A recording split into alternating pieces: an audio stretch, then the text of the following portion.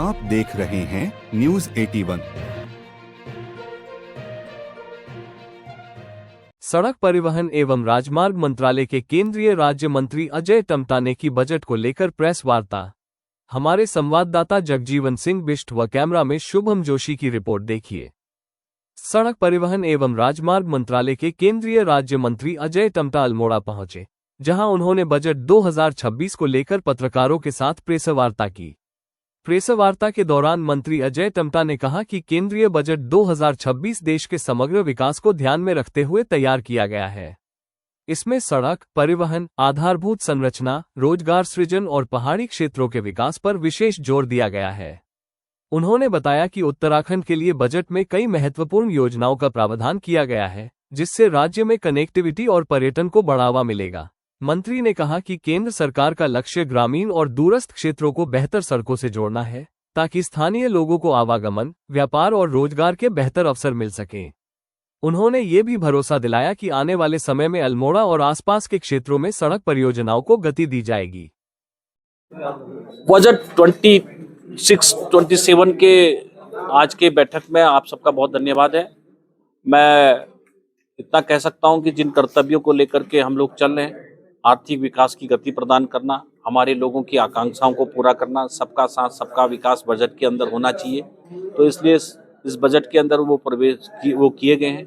2047 के विकसित भारत के लक्ष्य को देखते हुए और दुनिया के अंदर जिस प्रकार से भारत की गरिमा लगातार बढ़ रही है, हम 12वें स्थान से चौथे स्थान पे और तीसरे स्थान पे आने वाले हैं।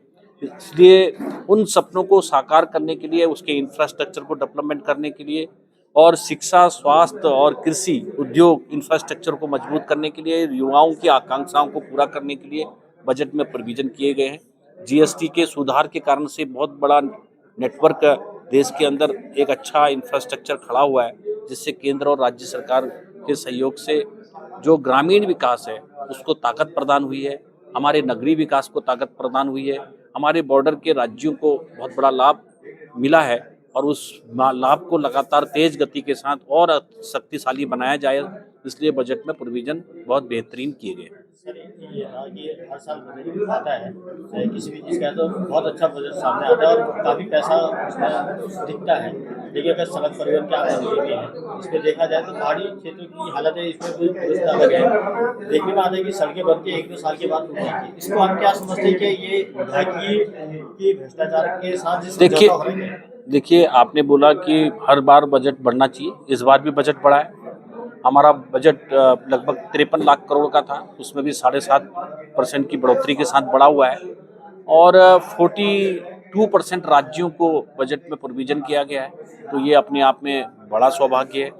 हम रोड इंफ्रास्ट्रक्चर और रेल इंफ्रास्ट्रक्चर के साथ साथ हमारी एयर कनेक्टिविटी बढ़े और साथ में ग्रामीण अंचलों तक रोज पहुँचे, इसके लिए भारत सरकार के माध्यम से हमारे पर्वतीय राज्यों को बहुत बड़ा लाभ मिला, उत्तराखंड राज्य को भी इसका लाभ मिला है। हमारी रेल्स के लिए हमारे काम चल रहे हैं, बाकी जो सर्वेक्षण के काम भी चल रहे हैं।